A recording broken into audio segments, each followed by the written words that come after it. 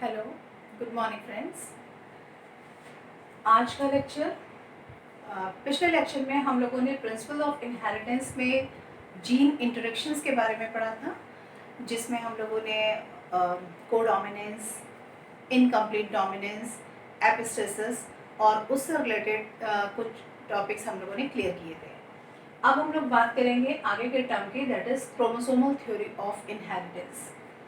जब इनहेरिटेंस की बात आती है तो डायरेक्टली इनडायरेक्टली वो कोरिलेट कर जाता है क्रोमोसोम्स के साथ में, क्योंकि आज हम लोग जब ये बात कर रहे हैं तब हम लोग साइंस बायोलॉजी में सेल बायोलॉजी के बारे में बहुत कुछ स्टडी कर चुके हैं, बहुत कुछ जान चुके हैं। लेकिन जब इनहेरिटेंस की स्टार्टिंग हुई थी, जब मेंडल ने अपना काम किया था, उस वक्त पे उनको क्रोमोसोम्स के बारे में कुछ भी मालूम नहीं था। मेंडल ने अपना काम 1856 के अराउंड स्टार्ट किया था और उन्होंने 1866 तक 8-10 सालों तक लगातार कुछ काम किया, मटर के पौधे पर काम किया। कुछ लॉज उन्होंने दिए, वो 3 लॉज जो थे उनके बारे में हम लोग ऑलरेडी डिस्कशन कर चुके हैं। वहाँ पर जिस चीज़ को लेके उन्होंने काम किया था उसको टर्म दिया था उन्होंने फैक्टर, जिसको आज हम in the form of gene जानते हैं। जब हम डिस्कशन करते हैं तो आज हम उस फैक्टर टर्म को एज अ जीन स्टडी करते हैं। मेंडल ने जो अपने काम किए थे उस वक्त पे साइटोलॉजी के बारे में बहुत ज़्यादा नॉलेज नहीं थी, बहुत ज़्यादा जानकारी नहीं थी, तो मेंडल ने उन चीज़ों को नाम दे दिया फैक्टर। लेकिन बाद में जब मेंडल के बाद उस पर अलग अलग साइंटिस्ट ने कई सालों तक काम किया, तो फ्रेडरिक मिशर एक साइंटिस्ट थे जिन्होंने 1869 में सेल के न्यूक्लियस में पाए जाने वाले कुछ पदार्थों की खोज की और उसका उन्होंने न्यूक्लियन नाम दिया। बाद में इसी न्यूक्लियन को हम न्यूक्लिक एसिड्स के नाम से जानने लगे। न्यूक्लिक एसिड्स हम लोग सभी जानते हैं, डीएनए, आरएनए, जो आज मेन कंटेंट है हेरिडिटरी के। डीएनए का नाम डायरेक्टली कोरिलेट कर जाता है हेरिडिटरी से। इसके बाद 1875 में ई स्ट्रासबर्गर, जिन्होंने क्रोमोसोम्स को खोजा, इन्होंने क्रोमोसोम्स के बारे में बताया, क्रोमोसोम का स्ट्रक्चर बताया, उसके कंटेंट के बारे में बताया। लेकिन फाइनली 1888 में वॉल्डेयर ने इसको क्रोमोसोम का नाम दिया था।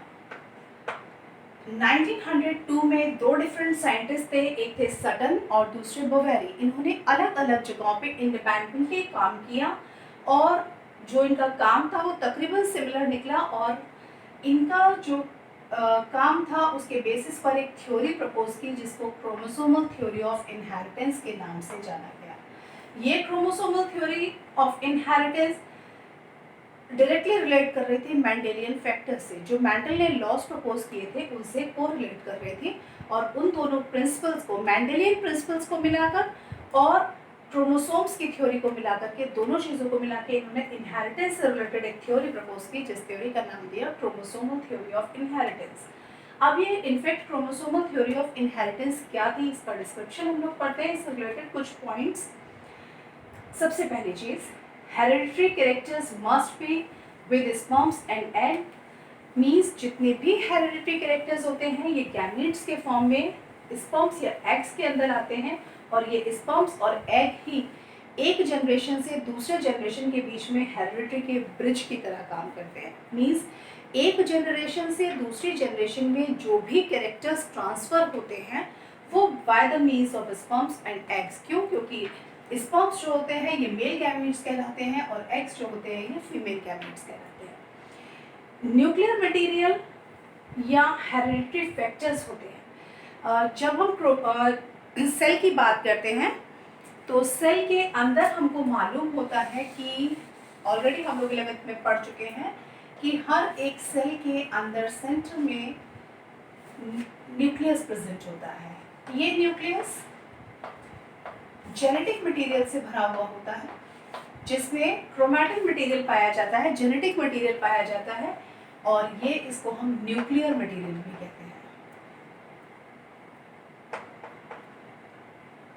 यही वो न्यूक्लियर मटेरियल है जो हेरिडिटरी का आधार बनता है, जिसकी वजह से हेरिडिटरी होती है। क्यों? क्योंकि इस न्यूक्लियर मटेरियल के अंदर क्रोमोसोम्स होते हैं और सभी क्रोमोसोम्स डीएनए के बने होते हैं। और डीएनए एक हेरिडिटरी मटेरियल है, इसीलिए ये न्यूक्लियर मटेरियल हेरिडिटरी का आधार बनता है। Chromosomes are always found in pairs. हमको मालूम है जब हम लोगों ने क्रोमोसोम का स्ट्रक्चर पढ़ा तो हम लोगों ने पढ़ा हमेशा क्रोमोसोम्स जो होते हैं वो पेयर्स में पाए जाते हैं, और जब सेल का डिवीजन होता है तो ये क्रोमोसोम्स बट जाते हैं। तो हमेशा क्रोमोसोम्स होमोलोगस पेयर्स में प्रेजेंट होते हैं। एक क्रोमोसोम पैटर्नल होता है और एक मैटरनल होता है। एक पिता से प्राप्त होता है और एक माता से प्राप्त होता है। तो जिस तरीके से क्रोमोसोम्स हमेशा पेयर में पाए जाते हैं, इसी तरीके से एलील्स भी हमेशा पेयर में प्रेजेंट होते हैं। अभी लास्ट लेक्चर्स में हम लोगों ने पढ़ा था कि मैंडल ने जो टॉलनेस के लिए एलील्स जीन दिए थे उनको हमने कैपिटल टी से डेजिग्नेट किया था। ड्वार्फनेस के लिए जो दिए थे उनको स्मॉल टी से डेजिग्नेट किया था। या हाइब्रिड टॉल जो थे उनको कैपिटल टी और स्मॉल टी से डेजिग्नेट किया था। मींस एलील्स भी हमेशा पेयर्स में पाए जाते हैं और क्रोमोसोम्स भी हमेशा पेयर्स में प्रेजेंट होते हैं किसी भी ऑर्गेनिजम्स के अंदर। The two alleles of the gene pairs are located on the homologous site. जब हम क्रोमोसोम की बात करते हैं तो दो होमोलोगस क्रोमोसोम्स जो होते हैं उनमें मान लीजिए अगर कोई जीन इसके क्रोमैटिड के इस जगह पर प्रेजेंट है तो इसका जो सिमिलर जीन होगा वो इसी की होमोलोगस साइट पर प्रेजेंट होगा, और जो होमोलोगस साइट होती है उसको हम कहते हैं लोकस।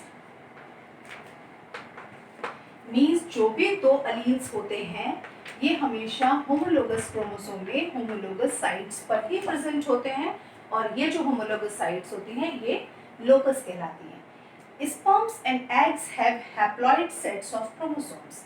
जो गैमेटिक फ्यूजन होता है, जब गैमेट्स का फॉर्मेशन होता है, जब अंडजनन हो या स्पर्म्स का फॉर्मेशन होता है, तो जो गैमेट्स फॉर्म होते हैं उसमें हमेशा हैप्लॉइड सेट्स ऑफ क्रोमोसोम्स पाए जाते हैं। जाइगोट हमेशा 2n होता है, या कोई भी जो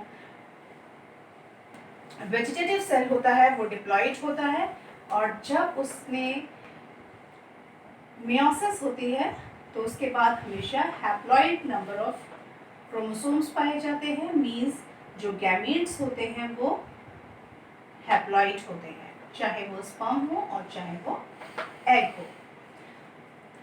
The genes are carried onto the chromosomes.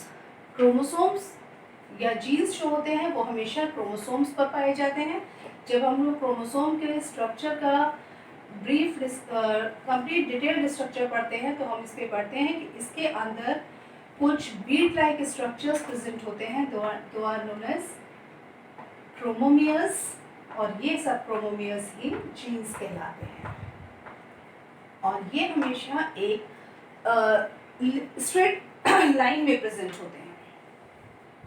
Homologous chromosomes synapse during the meiosis. ये जितने भी होमोलोगस क्रोमोसोम्स होते हैं इन्हीं की सिनैप्सिस होती है मियोसिस फर्स्ट के टाइम पर, जहाँ पर जीन का ट्रांसफर होता है जिसकी वजह से जीवों में वेरिएशन पाए जाते हैं,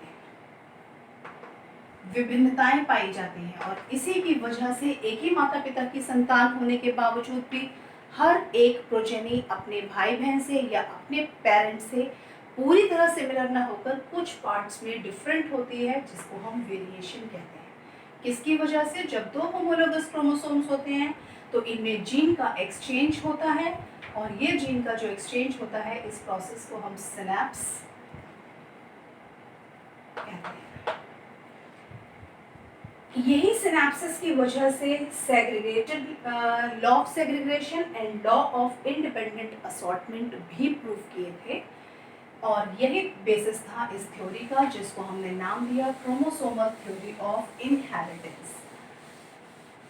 क्रोमोसोमल थ्योरी ऑफ इनहेरिटेंस को कंप्लीट करने के बाद में अब इसके बाद बात आई, जब जीन का डेवलपमेंट हो गया तो जीन्स के बारे में भी बात आई कि जीन्स का क्या काम होता है।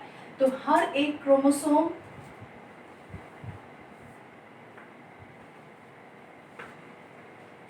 पर जीन्स पाए जाते हैं।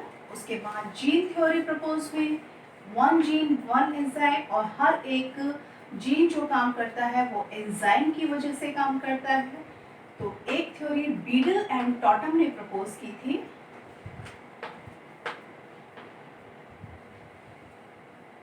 जिसको वन जीन वन एंजाइम,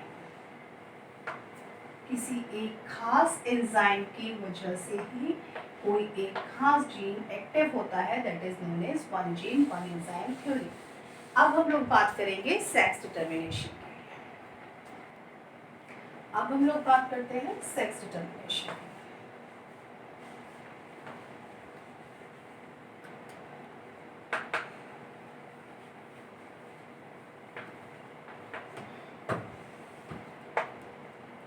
जब हम सेक्सुअल रिप्रोडक्शन की बात करते हैं तो किसी भी ऑर्गेनिज्म में जहाँ सेक्सुअल रिप्रोडक्शन होता है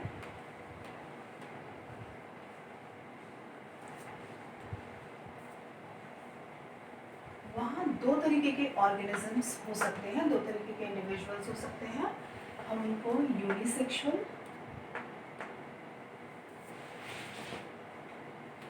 या बाइसेक्सुअल के नाम से जानते हैं। बाइसेक्सुअल या इनको हर्माफ्रोडाइट भी कहते हैं। यूनिसेक्सुअल का मतलब जहाँ पर मेल और फीमेल डिस्टिंक्ट होते हैं, अलग अलग होते हैं। बाइसेक्सुअल का मतलब जिसमें एक ही ऑर्गेनिजम्स के अंदर मेल एंड फीमेल दोनों रिप्रोडक्टिव ऑर्गन्स पाए जाते हैं। जो सेक्सुअल रिप्रोडक्शन होता है वो मेनली यूनिसेक्सुअल ऑर्गेनिजम्स में ज़्यादा स्टडी करने में आता है, बाइसेक्सुअल में भी होता है, लेकिन ज़्यादातर हम जो स्टडी करते हैं वो यूनिसेक्सुअल ऑर्गेनिजम्स के बीच। यूनिसेक्सुअल ऑर्गेनिज्म जो होते हैं इनमें लैंगिक द्विरूपता भी पाई जाती है, sexual dimorphism.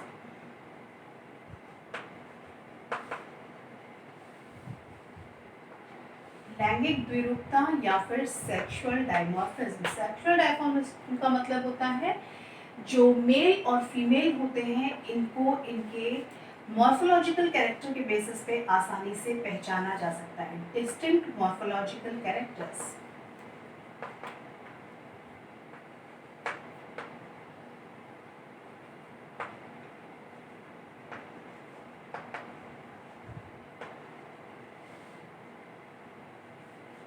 Distinct morphological characters means उनकी जो फिजिकल अपीयरेंस होती है उनके बेसिस पर उनको आसानी से पहचाना जा सकता है। जब हम लिविंग ऑर्गेनिजम्स की बात करते हैं तो जहाँ यूनिसेक्सुअल ऑर्गेनिजम्स होते हैं उसमें मेल के जो फिजिकल अपीयरेंस होती है, फिजिकल कैरेक्टर्स होते हैं वो डिफरेंट होते हैं, और फीमेल्स के जो फिजिकल कैरेक्टर्स होते हैं वो डिफरेंट होते हैं। 1902 में मैकक्लम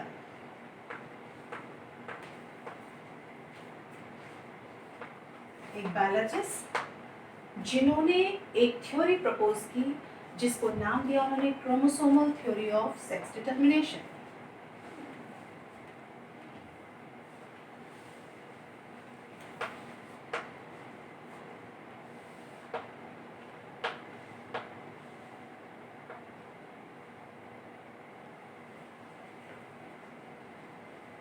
मीन्स क्रोमोसोम्स के बेस पर हम ये पहचान सके कि जो इंडिविजुअल प्रोजेनी आने वाली है वो मेल है या फीमेल है।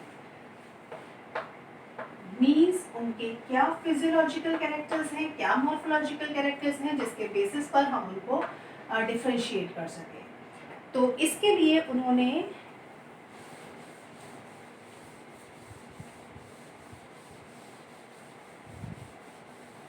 तीन मेथड्स बताए जिसमें अलग अलग टाइप से सेक्स डिटर्मिनेशन के मेथड्स बताए थे। एक था मेल हेट्रोगैमेटी के बेसिस पर,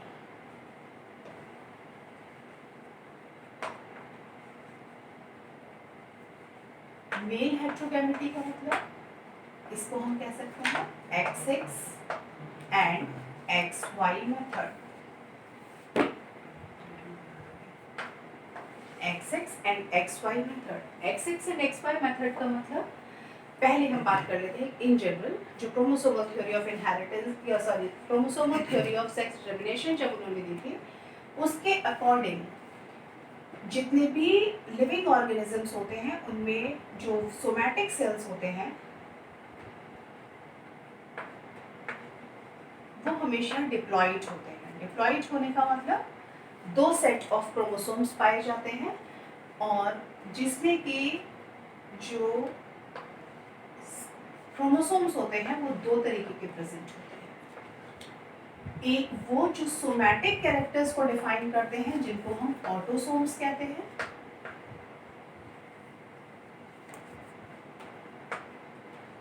और एक वो जो सेक्स का डिटर्मिनेशन करते हैं जिनको हम एलोसोम्स कहते हैं। सोमैटिक सेल कायिक कोशिकाएं, हर एक जीव की कायिक कोशिका में कायिक कोशिका जो होती है वो डिप्लॉइड होती है। सोमैटिक सेल्स या वेजिटेटिव सेल्स जो होते हैं वो हमेशा डिप्लॉइड होते हैं। डिप्लॉइड होने का मतलब होता है जो सेट है क्रोमोसोम के वो 2 पाए जाते हैं। 2n से इसको डिजिग्नेट किया जाता है। हर एक 2n में 2 तरीके के क्रोमोसोम्स प्रेजेंट होते हैं। जो दैहिक लक्षणों का निर्धारण करते हैं उनको हम ऑटोसोम्स या फिर संजात गुणसूत्र कहते हैं, और जो सेक्स का डिटर्मिनेशन करते हैं उनको हम एलोसोम्स या फिर लैंगिक गुणसूत्र कहते हैं, या फिर इनको सेक्स क्रोमोसोम्स या लिंग गुणसूत्र भी कहा जाता है।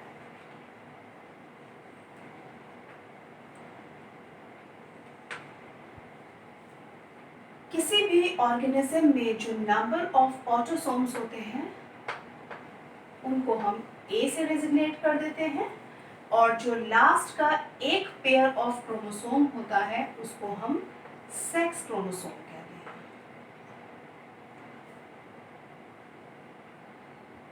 मींस अगर ह्यूमन बीइंग की हम बात करें 46 क्रोमोसोम्स पाए जाते हैं, मींस 23 पेयर्स। इन 23 पेयर्स में 22 ऑटोसोम, 22 पेयर्स ऑटोसोम्स के होंगे, और लास्ट का एक पेयर जो होगा वो सेक्स क्रोमोसोम का होगा।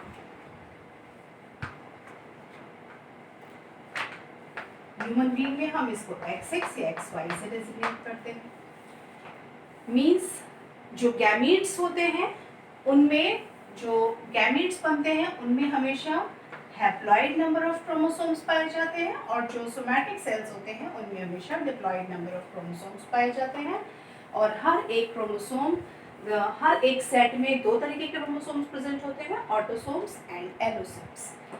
अब इनके बेसिस पर जो लास्ट का सेक्स क्रोमोसोम था, इसके पेयर के बेसिस पर हम सेक्स को डिफरेंशिएट कैसे कर सकते हैं, सेक्स का डिटर्मिनेशन किस तरीके से होता है, उसको हम 3 डिफरेंट मेथड्स के थ्रू पढ़ेंगे। जिसमें पहला एक मेथड है हेट्रोगैमेटी के बेसिस पर।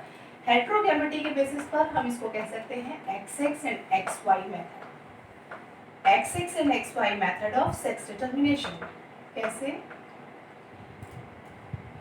जितने भी क्रोमोसोम्स होते हैं उसमें पैटर्नल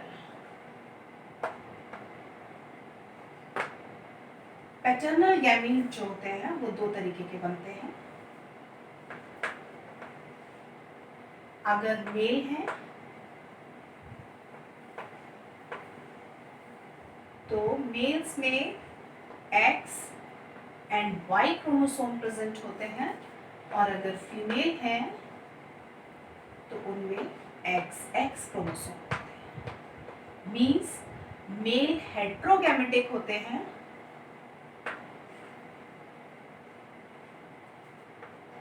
और फीमेल्स होमोगैमेटिक होते हैं।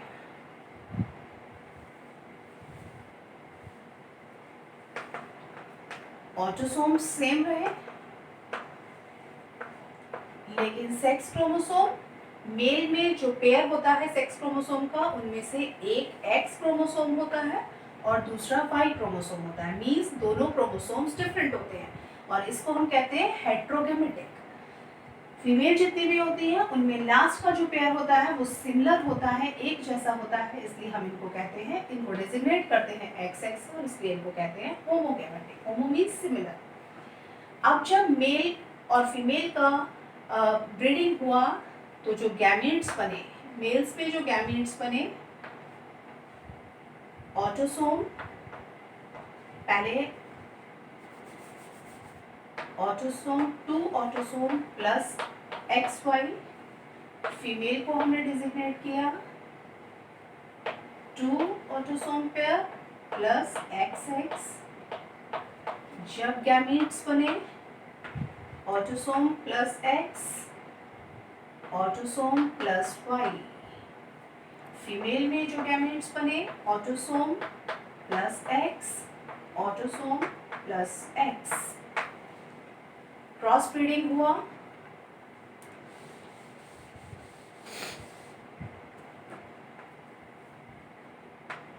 A प्लस X, एक गैमीट था, A प्लस Y दूसरा गैमीट था, A प्लस X एक गैमीट और A प्लस X दूसरा गैमीट। ये फीमेल में और ये मेल में। इसका फ्यूजन जब इसके साथ हुआ क्या बनेगा? 2 ऑटोसोम्स के पेयर हो गए, 2 ऑटोसोम्स प्लस XX। इसका फ्यूजन फिर इस गैमीट के साथ हुआ तो 2 ऑटोसोम्स के पेयर प्लस XX मीन्स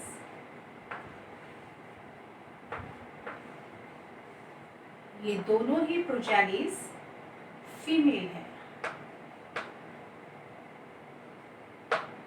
लेकिन जब इस गैमीट का फ्यूजन इस गैमीट के साथ हुआ, इस स्पर्म का फ्यूजन इस एग के साथ हुआ तो 2A 2 pair of autosomes plus X and Y, या इसके साथ हुआ 2A प्लस XY मीन्स इस कंडीशन में प्रोजेनी होने वाली संतानें नर होगी या मेल होगी।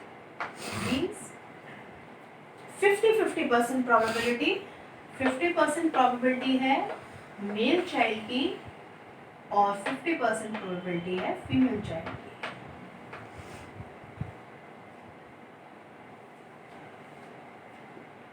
ये जो Y क्रोमोसोम होता है ये केवल मेल्स में प्रेजेंट होता है और इसीलिए मेल चाइल्ड का होना रिस्पॉन्सिबल करता है केवल मेल्स पर।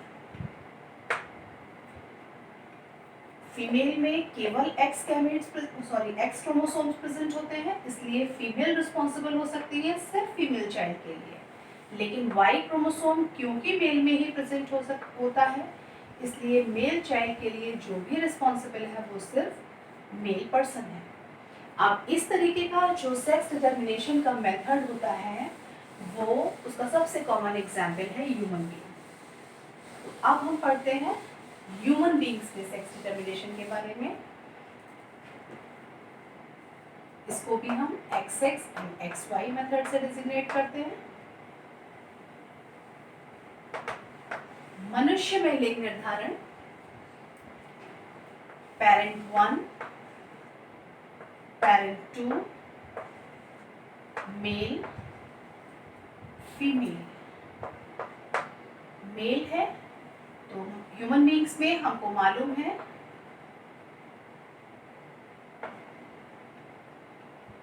Number of chromosomes 46, that is equals to 23 pairs. इस 23 पेयर्स में से 22 ऑटोसोम्स, 22 पेयर्स ऑटोसोम्स। तो यहाँ पर हम 44 plus XY, 44 plus XX, gametes बने 22 प्लस X, 22 प्लस Y। यहाँ गैमेट्स बने 22 plus X, 22 plus x।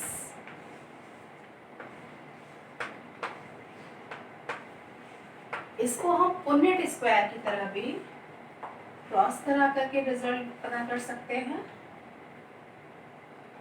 22 plus x 22 plus y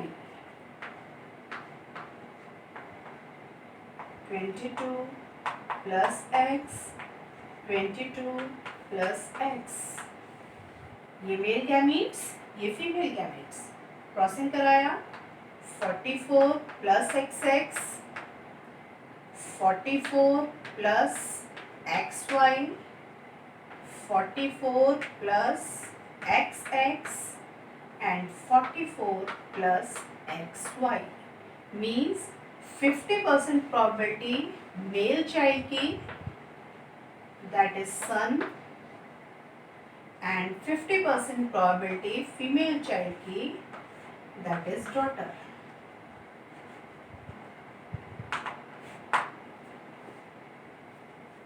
ये है मनुष्य में लिंग निर्धारण या फिर sex determination in human beings.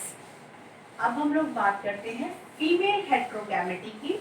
ये फीमेल हेट्रोगैमेटी जहाँ पर हेट्रोगैमेट होने की वजह से फीमेल्स में हेट्रोगैमेट्स पाए जाते हैं। अभी तक हमने पढ़ा मेल में हेट्रोगैमेट्स पाए जा रहे थे, अब हम लोग बात कर रहे हैं फीमेल्स में जहाँ